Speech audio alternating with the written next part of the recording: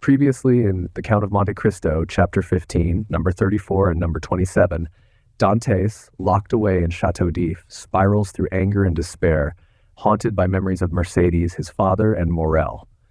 Starving himself to death seems the only escape, until on the verge of death, he hears scratching from the wall. His hope rekindled, Dantès digs toward the sound and connects with a fellow prisoner, known as number 27. This man, later revealed as the brilliant Abbé Faria, forms an alliance with Dantès, giving him a renewed sense of purpose and hope for freedom after 7 long years. Chapter 16. A Learned Italian. Seizing in his arms the friend so long and ardently desired, Dante almost carried him towards the window in order to obtain a better view of his features by the aid of the imperfect light that struggled through the grating. He was a man of small stature, with hair blanched rather by suffering and sorrow than by age. He had a deep-set, penetrating eye almost buried beneath a thick grey eyebrow, and a long and still black beard reaching down to his breast.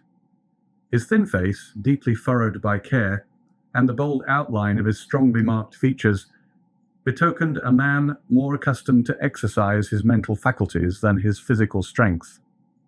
Large drops of perspiration were now standing on his brow, while the garments that hung about him were so ragged that one could only guess at the pattern upon which they had originally been fashioned. The stranger might have numbered 60 or 65 years, but a certain briskness and appearance of vigour in his movements made it probable that he was aged more from captivity than the course of time. He received the enthusiastic greeting of his young acquaintance with evident pleasure, as though his chilled affections were rekindled and invigorated by his contact with one so warm and ardent. He thanked him with grateful cordiality for his kindly welcome, although he must at that moment have been suffering bitterly to find another dungeon, where he had fondly reckoned on discovering a means of regaining his liberty. "Let us first see," said he, "whether it is possible to remove the traces of my entrance here. Our future tranquillity depends upon our jailers being entirely ignorant of it." Advancing to the opening, he stooped and raised the stone easily, in spite of its weight. Then, fitting it into its place, he said, "You removed this stone very carelessly, but I suppose you had no tools to aid you." "Why?" exclaimed Dante with astonishment.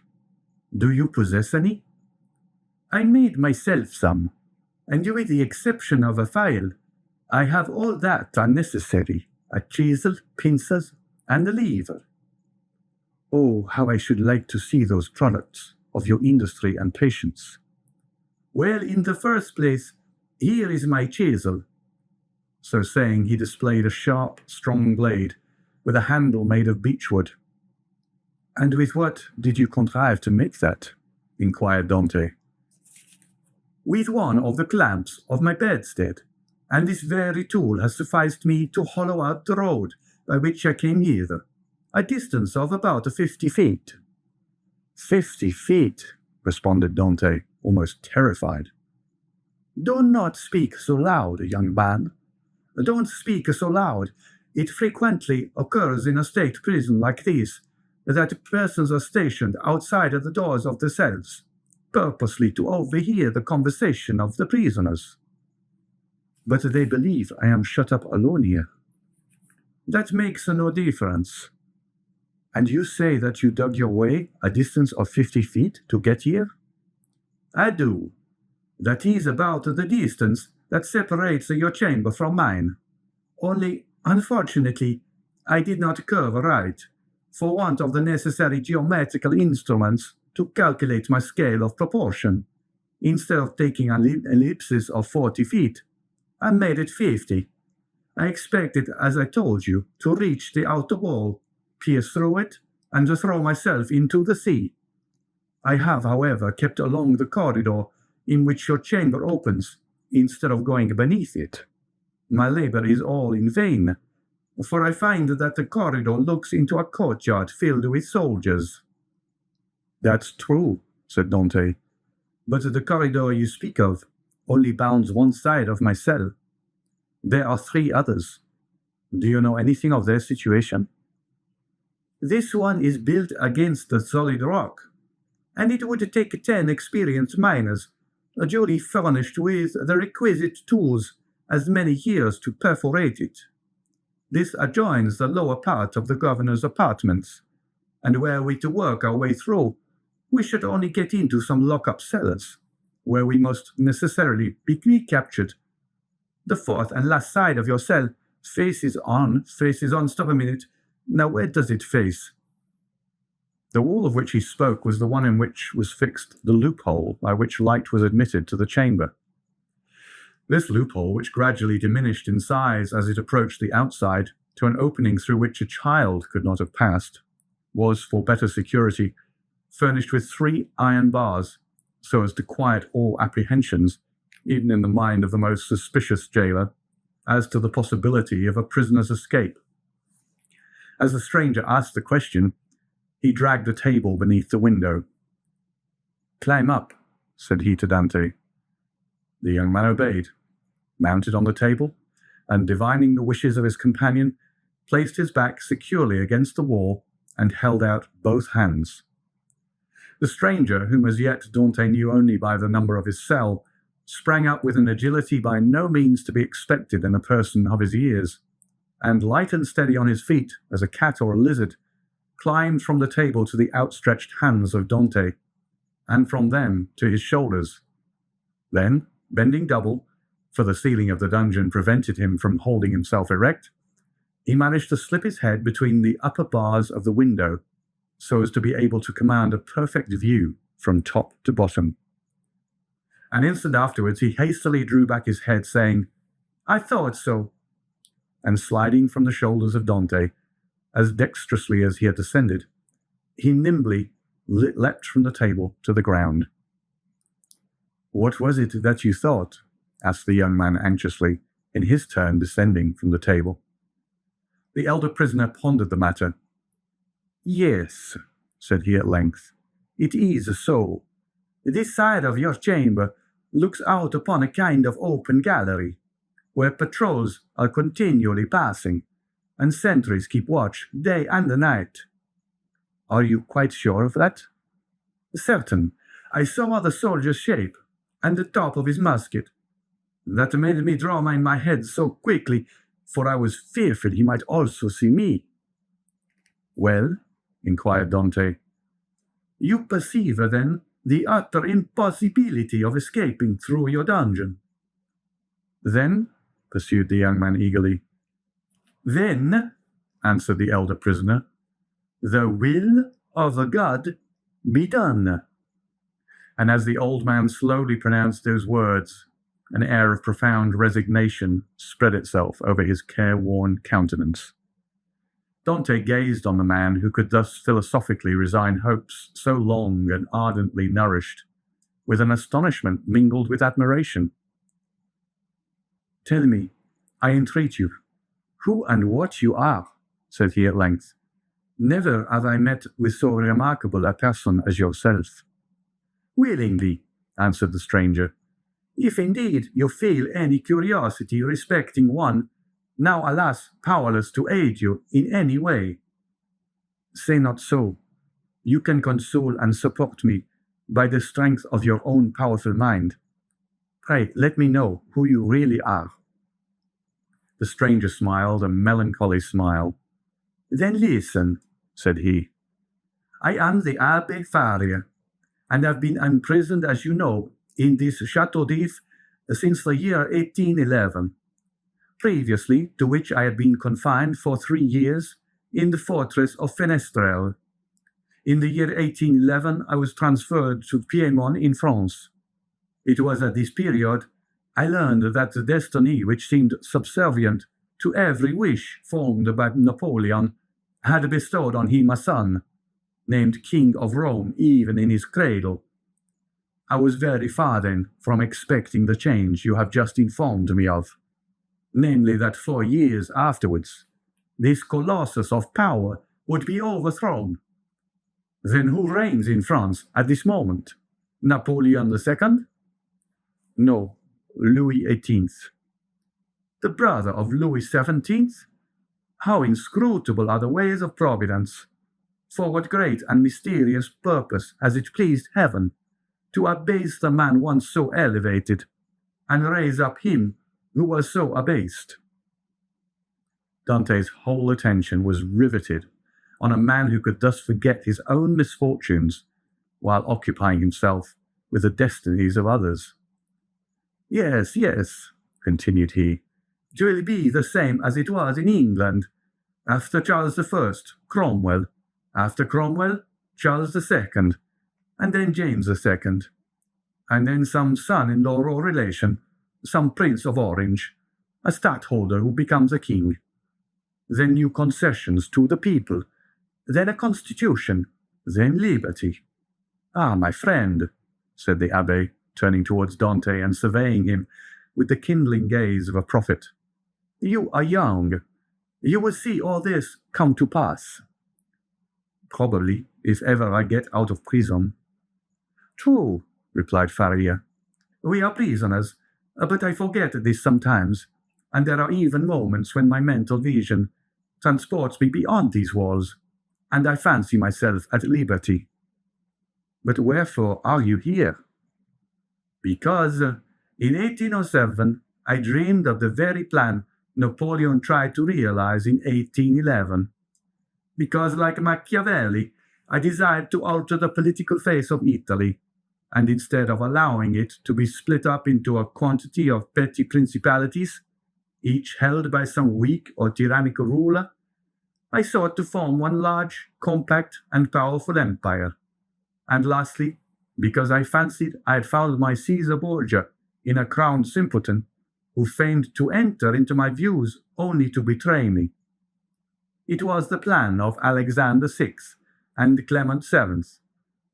But it will never succeed now, for they attempted it fruitlessly, and Napoleon was unable to complete his work. Italy seems fated to misfortune. And the old man bowed his head.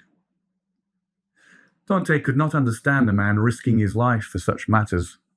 Napoleon certainly he knew something of, inasmuch as he had seen and spoken with him, but of Clement VII and Alexander VI he knew nothing. Are you not, he asked, the priest who here in Chateau d'If is generally thought to be ill? Mad, you mean, don't you?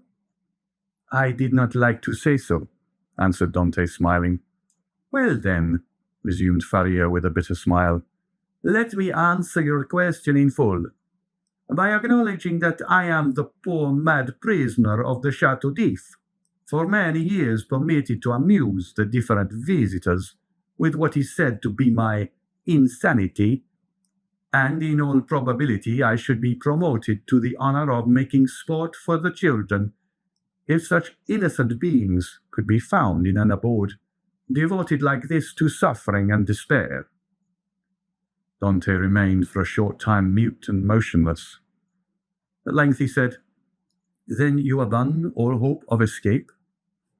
I perceive its utter impossibility, and I consider it impious to attempt that which the Almighty evidently does not approve. Nay, but do not be discouraged. Would it not be expecting too much to hope to succeed at your first attempt? Why not try to find an opening in another direction from that which has so unfortunately failed? Alas, it shows how little notion you can have of all it has cost me to effect a purpose so unexpectedly frustrated that you talk of beginning over again. In the first place, I was 4 years making the tools I possess, and have been 2 years scraping and digging out earth hard as granite itself. Then what toil and fatigue has it not been to remove huge stones I should once have deemed impossible to loosen? Whole days have I passed in these titanic efforts, considering my labor well repaid, if by night time I had contrived to carry away a square inch of this hard-bound cement, changed by ages into a substance unyielding as the stones themselves. Then, to conceal the mass of earth and rubbish I dug up, I was compelled to break through a staircase and throw the fruits of my labour into the hollow part of it.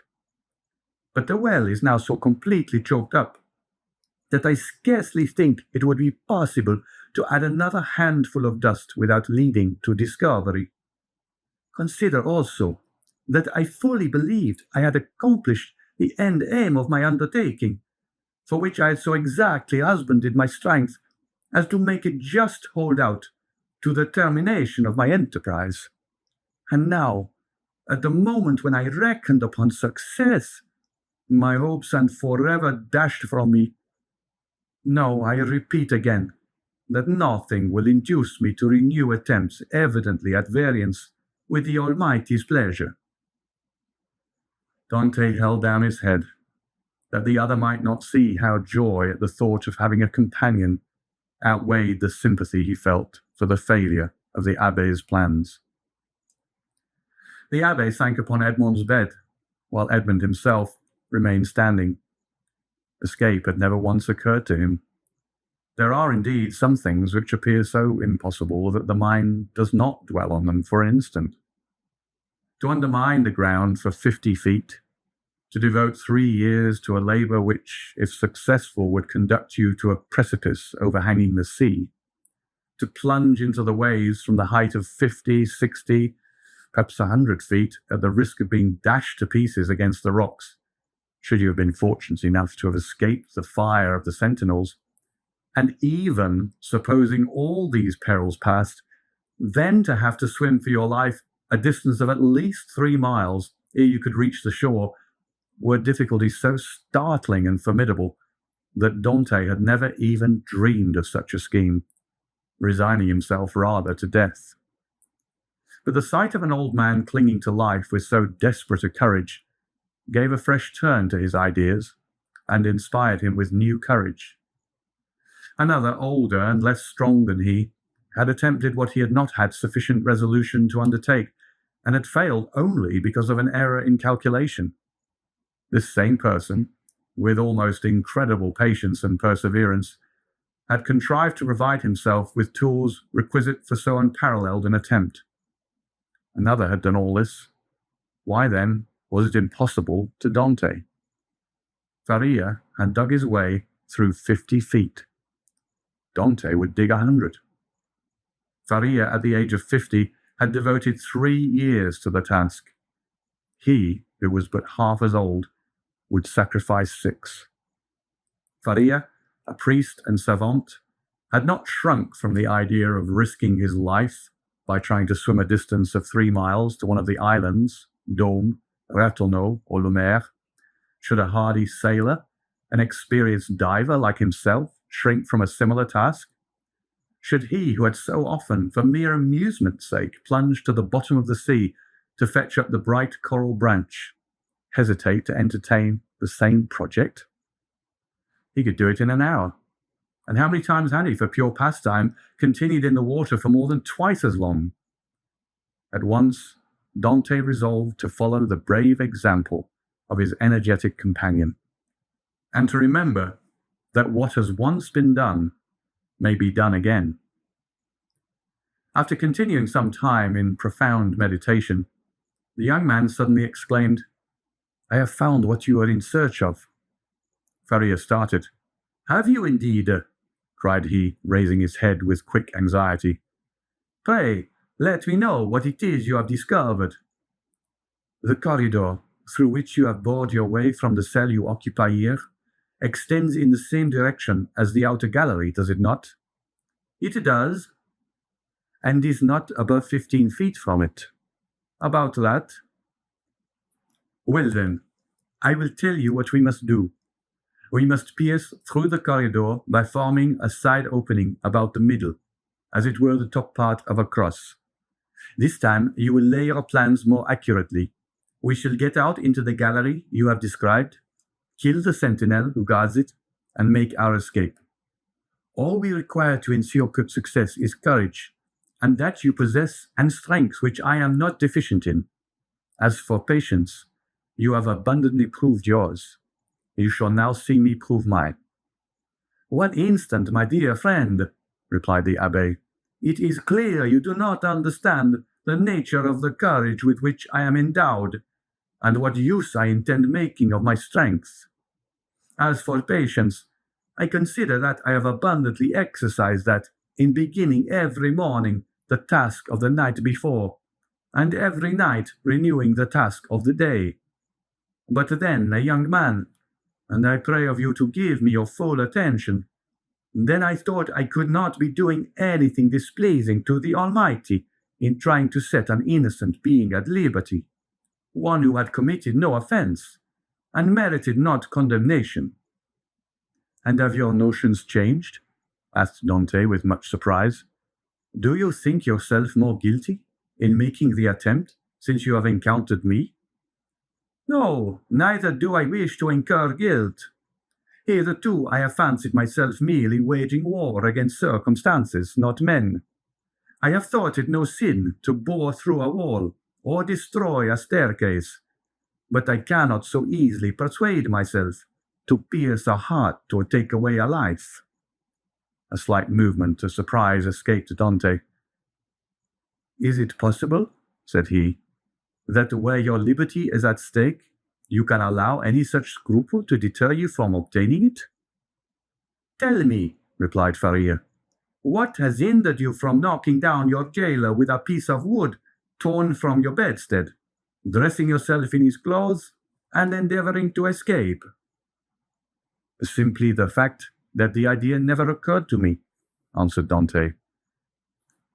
Because, said the old man, the natural repugnance to the commission of such a crime prevented you from thinking of it. And so it ever is, because in simple and allowable things our natural instincts keep us from deviating from the strict line of duty.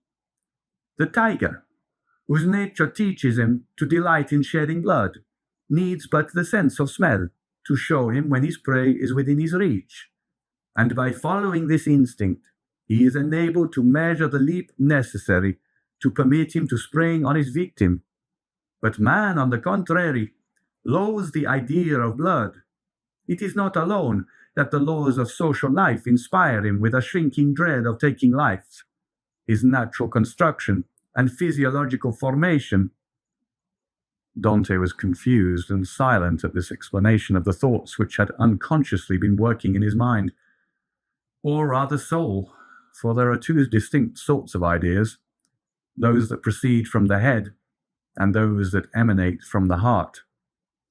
Since my imprisonment, said Faria, I have thought over all the most celebrated cases of escape on record. They have rarely been as successful. Those that have been crowned with full success have been long meditated upon and carefully arranged, such, for instance, as the escape of the Duc de Beaufort from the Château de Vincennes, that of the Abbé de Beaucois from Fort l'Evêque, of Latude from the Bastille. Then there are those for which chance sometimes affords the opportunity, and those are the best of all. Let us therefore wait patiently for some favorable moment, and when it presents itself, profit by it. Ah, said Dante, you might well endure the tedious delay. You were constantly employed in the task you set yourself, and when weary with toil, you had your hopes to refresh and encourage you. I assure you, replied the old man, I did not turn to that source for recreation or support. What did you do then? I wrote or studied. Were you then permitted the use of pens, ink, and paper? Oh, no, answered the abbé. I had none but what I made for myself. You made paper, pens, and ink? Yes. Dante gazed with admiration, but he had some difficulty in believing. Faria saw this.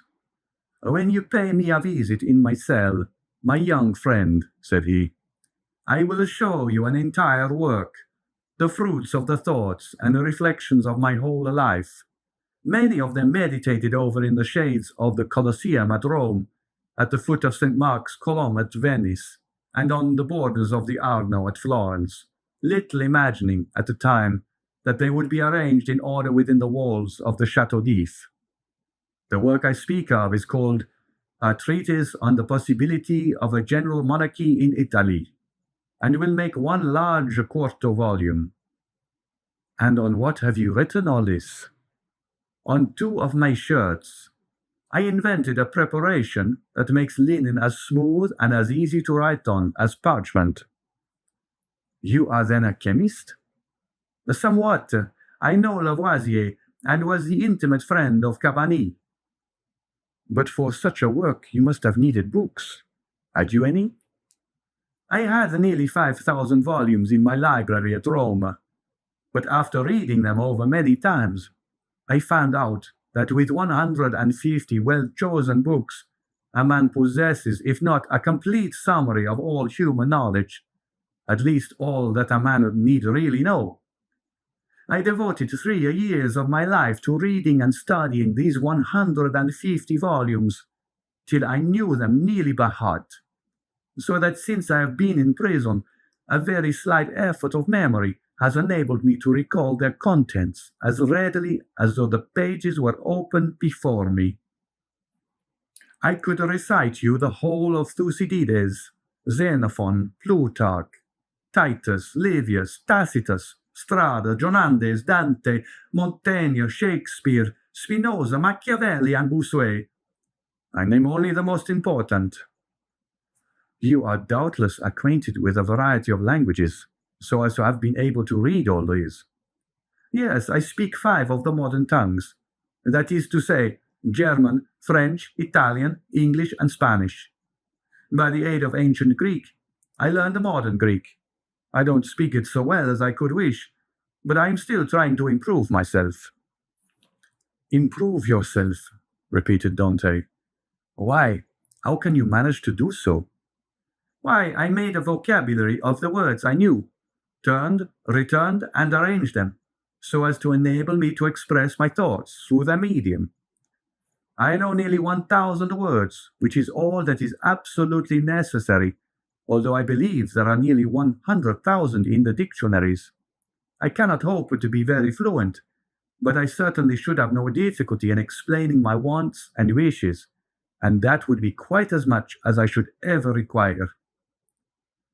Stronger grew the wonder of Dante, who almost fancied it had to do with one gifted with supernatural powers. Still hoping to find some imperfection which might bring him down to a level with human beings, he added, Then, if you were not furnished with pens, how did you manage to write the word you speak of? I made some excellent ones, which would be universally preferred to all others if once known. You are aware what huge whitings are served us on maigre days. Well, I selected the cartilages of the heads of these fishes, and you can scarcely imagine the delight with which I welcome the arrival of each Wednesday, Friday, and Saturday, as affording me the means of increasing my stock of pens. For I will freely confess that my historical labours have been my greatest solace and relief. While retracing the past, I forgot the present, and traversing at will the path of history, I cease to remember that I am myself a prisoner. But the ink, said Dante, of what did you make your ink? There was formerly a fireplace in my dungeon, replied Faria, but it was closed up long ere I became an occupant of this prison. Still, it must have been many years in use, for it was thickly covered with a coating of soot. This soot I dissolved in a portion of the wine brought to me every Sunday, and I assure you, a better ink cannot be desired.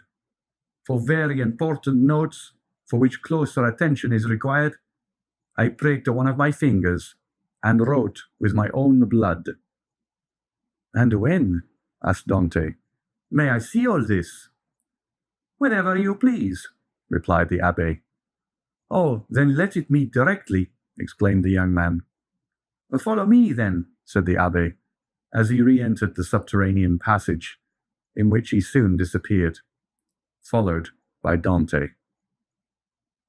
End of chapter 16.